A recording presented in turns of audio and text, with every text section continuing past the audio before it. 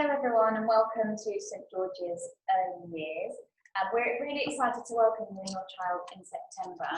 I'm sorry that we haven't been able to meet in person. Normally we would do this parent meeting in our school hall, but that's not going to be possible because of COVID restrictions. So we just thought we'd make this online presentation to give you some more information about our school. So lots of you were able to visit our school before lockdown. Those of you who didn't, here are just some photographs of our environment. I'm just going to show you some pictures of our outdoor resources. Our outdoor resources are there to aid curiosity and exploration, as well as scientific inquiry. So you can see on the left that we've got a water wall there, we've got climbing apparatus, we've got a lovely big garden, which we're really lucky to have in London. And as you can see, the children have full protective equipment and full protective clothing on there, Wellington boots and full mud suits. We have sand pits as well. As I mentioned before, we have got protective clothing here because they will probably get a little bit messy outside. Just make sure that they're bringing in their spare clothes as well. And then we've also got a construction site, which is where children can build things and act out scenarios. So you can see it on the right, they've made a train and they're going to the zoo. And this is our indoor environment, so we encourage use of the interactive whiteboards that we have, and also we do lots of maths and English activities as well. On this slide you can see teaching and support staff. So you can see myself, Mr. Boothroyd. I'm a nursery teacher here at St George's, heading into my third year, so I'll be looking forward to welcoming you all in September. And on the right you can see Miss Hinkins, our reception teacher and foundation stage leader. Miss Hinkins is also our designated safeguarding lead, so it's always worth going to her with any queries or questions you might have. You can see our support staff, so we're very lucky to have 4 really experienced members of staff with us in early years. You can see Miss Kutsuwate, who will be joining me in nursery. She has a huge passion for gardening and cooking and loves to spend time with our children, teaching them new recipes or planting vegetables in the garden. You can see Ms. Solovich, who will also be joining us in nursery. She's coming down from year 1 and has a real passion for art and design, so we can't wait to see the great things that she creates. You can see Ms. Hitchinson, who will be staying in reception. She's amazing at getting children prepared and ready for the transition to year 1, making sure they're truly school ready.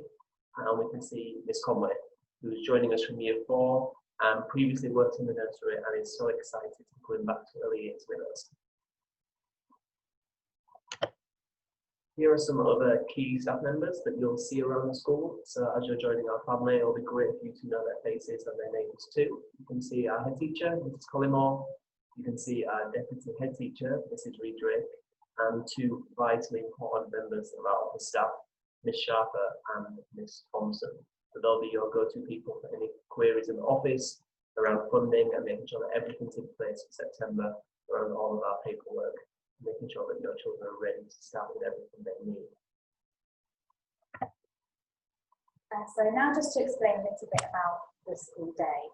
So at our early years setting, we follow the early years foundation stage framework, which is statutory, and it sets standards for the learning, development and care of your children from birth to 5 years old. So if whether they are starting in nursery or reception this year, they will be adhering to the early years statutory framework. There are some photographs here of the key areas of learning. So the first one is reading and writing. The second is maths, which includes numbers, shapes, and mathematical language. Third is PSHE, that's making relationships, building confidence, and managing feelings and behaviour. The fourth is communication and language. That includes listening, speaking, and understanding. The fifth one that we have is physical development, which is your health and self-care, so that's toileting needs, the ability to dress themselves and feed themselves, as well as moving and handling. That includes your fine motor skills that we use for writing, and our gross motor skills that we might use for riding bike, running, jumping, skipping. Another area of development that we focus on is understanding of the world. So that's kind of your science, history, geography type things. So it's people, the world, and exploring technology. And then lastly, we have expressive art and design. So that encourages children to be imaginative in lots of different ways through music, art, drama, and design as well. Here's some more key information about our school. I know you have this in your packs, so just to go through it again now. Fruit and milk is provided at school, so you don't need to bring any extra snacks. Your child will be really, really tired at the end of the day, so send them to bed early so that they're ready for their learning the next day at school. Your children will be dropped off and collected at the school door. That means that when you come through the gate, you actually need to drop them off at the door. And then if someone else is picking them up, let us know. When you come through the gate, the early years gate, if you keep going straight on, you will come to the reception door, where if your child is in reception, you will drop them off there. If your child is in nursery, you will come through the gate and turn right, and then you will see a door there. Mr. Boothroyd will be standing there in the mornings to welcome your child. Yeah, please let us know if someone different will be picking them up that day. We can't let them go with people unless it's been arranged prior to collection. Medicines. So we know that children often need prescriptions or Calpol over the course of early year. If they do need anything to be given in school, please complete a medical form at the office. If you go to Miss Sharp or Miss Thompson, then they'll be able to help you with this. Check your child's bag daily. So if you can buy your child a book bag, this will be really helpful. We put letters in there, notes, and also reading books. In nursery, they'll be having books from the library, and in reception, they'll be having a guided reading book as they start to learn how to read words. So these books will all be in your child's bag. They need to go back in the bag once you finish reading them with your child at home, and just check them every day to see if there's any letters in there from the teachers. We have an open door policy, which means that obviously you're welcome to come anytime to speak to us about anything, any small issue that you have, or anything bigger as well. Sometimes appointments might be required. For example, if we have to go and teach a lesson, it might be that you need to arrange an appointment. But on the whole, we really try to operate an open door policy, and we want you to feel like you can come to us with any issue that you have. Please label all of your child's belongings. I've put even shoes because we've honestly had children mix up their shoes before, not sure how, but we have had children mix up their shoes before, so just write their name in every single item of clothing that you have. We encourage the children to be really independent about their belongings, so we encourage them to look after their things, but it's really helpful if they have their name in the back of their jumper here or in the side of their jumper. That helps them to know which one is their jumper, if they're all taking them off at the same time. And finally, just remember that you're part of the St George's family now. So we talk about it like a family because we want to support your child best that we can. And we want to just make sure the communication is always open between us. So we are here to help with anything that you need, even though your child isn't starting until September. If you have anything that you need over the holidays, just let us know. Okay, and now school uniform. So school uniform needs to be worn in our school, in nursery and reception. In nursery, it's slightly different. So in nursery, ties are not compulsory. However, if you would like them to wear a tie, that's absolutely fine. You can buy their tie now. You can buy a clip-on tie or an elastic tie, or the full one that they tie themselves. They can also wear a white shirt. It doesn't have to be a button-up starched white shirt. It can be a polo shirt in nursery. But they do need to wear the navy school jumper with the school symbol on it, and navy bottoms. That could be a skirt or dress or trousers, and navy tights as well if they're going to be wearing a skirt or dress. In reception, it's slightly different. So in reception, the children do need a tie. So if your child is starting with us in reception in September, they will need to have a tie with them, and they will need to have the button-up shirts as well, which are white, and they also need to have the jumper with the school sign on it, and the bottoms, which should be navy. School shoes as well should be plain black and should not be branded in any way. You don't need to purchase a PE kit until year 1. So don't, in early years, if your child is starting nursery or starting reception, you do not need a PE kit yet. Don't worry about buying that. The website is at the top of the slide. If you can type that into your search engine, it should come up and you should be able to order everything that you need online. So as I mentioned a little bit before, unfortunately due to COVID-19 we haven't been able to do this parent meeting in person. There are a couple of other changes as well. So if you have older siblings, if your child has older siblings in the school, then things might be slightly different. So firstly, we're going to be hosting a stay and play in September instead of June. This is dependent on government advice. The information about this stay and play, the time and the date of it, is in your new starter pack. Like I say, it is dependent on government advice. This might change over the summer, but at the moment we are planning for stay and play in September. Unfortunately, we're not conducting home visits this year. Normally we will come and see you and your child in their home, but unfortunately we won't be able to do that this year. We're also going to be staggering children's start dates. This is because normally we would have our stay and play around about now in June or July, and we'd also have had the parents meeting with you. That means that your children would be ready and know us and know the school and know the staff here. But because we haven't met them yet, we're going to stagger the children's start dates. They come in slowly. So some children will be coming in on Monday, some children on the Tuesday, some children on the Wednesday for that first week. If you look in your child's pack, there will be information about this as well. It will tell you when your child's start date is. If this isn't clear for any reason, then please let us know, call the office and we can help with that. And then finally, reception children are going to be given a date from which they attend school full time. So your reception child will be starting from the date in their pack full time. Nursery children will be given a date from which they will go part time at first. So our nursery children come part time for about 4 weeks and then they will go full time. They will attend nursery full time at that later date to give them a chance to settle in for those first few weeks. So in nursery, your child will attend for half a week at first, either Monday, Tuesday and Wednesday morning, or Wednesday afternoon, Thursday and Friday. So please check in your pack and see what pattern your child is attending on. So this is for nursery, this slide is for nursery parents. If your child is in reception, your child will be full-time from the date that is stated in their pack. There's no need to worry about that. If your child is in nursery, they will not be full-time yet when they arrive on the first day. So every child in our nursery will be given a full-time place once they are settled and happy at school.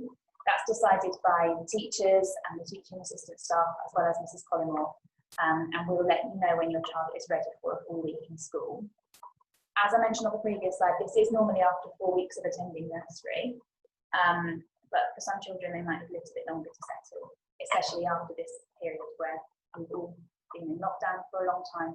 It might be that some children do need a bit longer to adjust. And then, as I said before, every child in reception is given a full-time place. So just to quickly talk to you about 30 hours of early years childcare. Again, this only applies to nursery parents. Reception parents, your child is coming to school and it's fully funded by the government. Just for nursery parents, this is. So you might have heard, if your child's been in the nursery before, then you might have heard that you're eligible for 30 hours of early years childcare. So in some nursery settings, the idea is that children are eligible for 15 hours of early years childcare, and that is what is funded by the government. However, every child at St George's Nursery is eligible for 30 hours of early years childcare. In order to make this happen, we need to know if you're a working family or not. This is so that we can claim back the funding that we need to in order to provide this early years experience for your children. So if you are a working family, you need to register on the government website. I'll give you some more information now about what constitutes a working family. So, you're a working family if you are a two-parent working family or a lone working parent.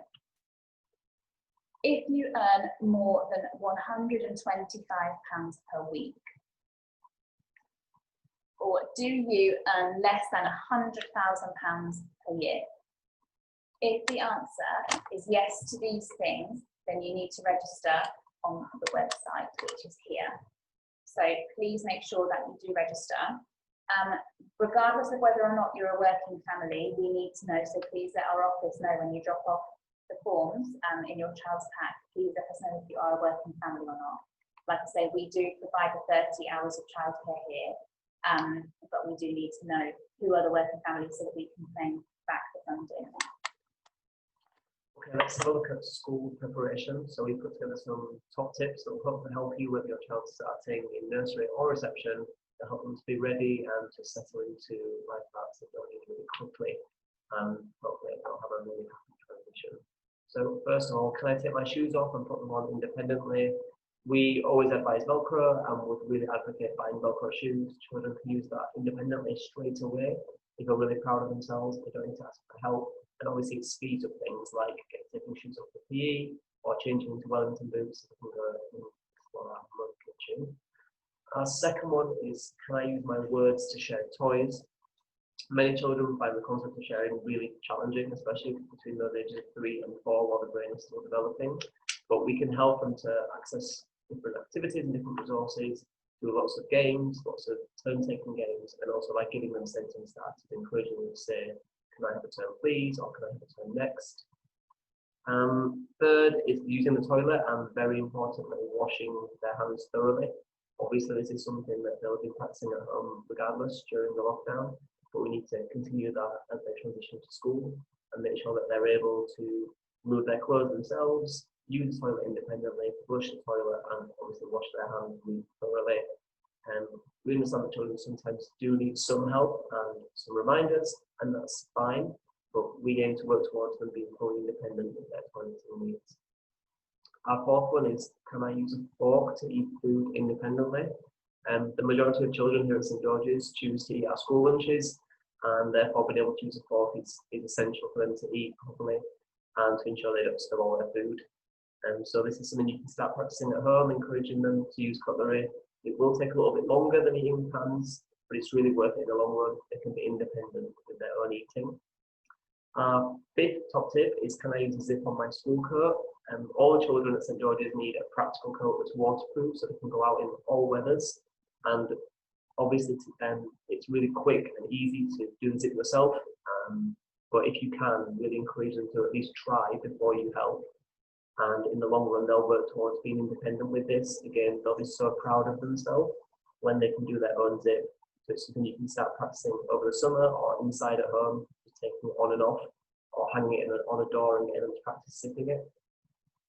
Our sixth top tip is, can I communicate in full sentences?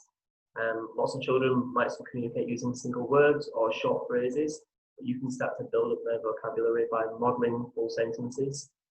Encourage them to say, can I go to the toilet please? It is a long sentence, but if you model it, it will start to copy you. And just extending sentences, adding extra words in. I want the car, I want the blue car, I want the small blue car. And slowly they'll copy you and build their vocabulary. It's amazing how fast they learn to speak in full sentences. Seventh top tip, can I listen to my adult read a bedtime story? At St George's, we know the importance of reading and really advocate reading a story every day before bed. It's a great way to end the day and spend some quality time with your parent or carer. So please do try to read a bedtime story every day. Your child will learn to care for books, to turn pages one at a time, and also learn that we read left to right, and over time learn the structure of stories. So please do try to start that now and get into the habit of taking care of books and sharing a really special story. Eighth top tip, can I walk to school? Once children turn 3, we recommend, along with NHS, that we start to reduce our use of pushchairs and prams and eventually not use them at all. Even if you do have a long way to come, it's really great for your child's physical development if they can learn to walk by themselves and really safely. You know, they might need to hold a hand for things like being near roads and crossing roads, but not using a pushchair unless it's really essential.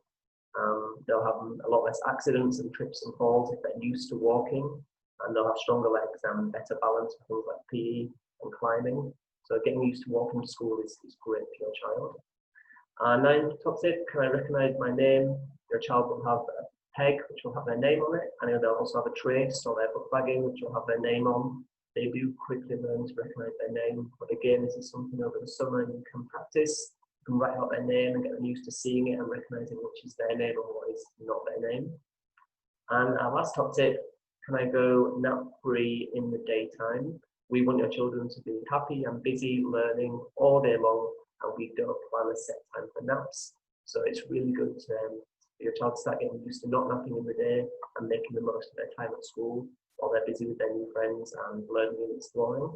So try to reduce any naps that you are currently having, and once they're in school, they'll get used to the school day really quickly, and they'll be ready for bed when they get home. So you'll have early bedtimes and no naps very soon. Here we've got our school preparation. It says, what do I need to do as a parent and carer? And we just made a short list for you. This information is in the packs that we've given you, but it's good just to repeat, just so we know we've got everything ready, and so your child can settle really quickly and easily in school. So a fully labelled uniform, including shoes. Again, we're really advocating Velcro for ease there, and these are plain black school shoes. A spare labelled change of clothes to stay at school, regardless of where your child is in their toilet training journey, they still need labelled changes of clothes. They might get wet in the water or get a bit muddy in the mud kitchen, so it's always essential that they have some spare clothes, including underwear and socks. A named water bottle. Again, we can provide cups and jugs, but it's much more practical for your child if they have their own water bottle that we can refill, and they can keep the same one all year. You just need to buy one that will last all year. A named book bag. This is something your child will use every day throughout their time at St George's, bringing home guided reading books right up until year 3. So if you invest in a book bag now, it will last for a long time and be really well used and really, really practical and waterproof and easy to carry. A suitable coat, as we've already said, a waterproof coat is really essential and practical for your child in early years. Again, please make sure this is named. And then the last little reminder is just to complete the forms that come in your new starter pack. Hopefully all that information was really useful for you. They do hang on to the booklets that you can reference and check back into whenever you need to, but the forms need to come back to the office as soon as possible.